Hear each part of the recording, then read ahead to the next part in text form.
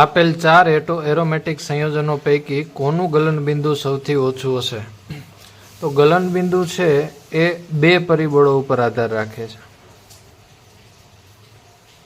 એમાં પહેલું છે અણુનું કદ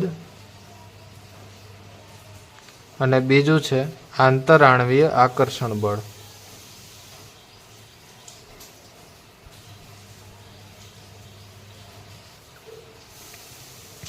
તો આપણે ચારેયમાંથી જોવાનું છે કે ક્યાં અણુનું કદ સૌથી નાનું છે. તો સૌથી નાનું કદ છે એ ઓપ્શન બી નું છે અને આંતરઆણવીય આકર્ષણ બળ પણ તેનું ઓછું હશે, કારણ કે આપેલ સી અને ડી સંયોજનો OH ધરાવે છે, તેથી એ હાઇડ્રોજન બંધ પણ ધરાવતા હશે અને એનું કદ પણ મોટું છે.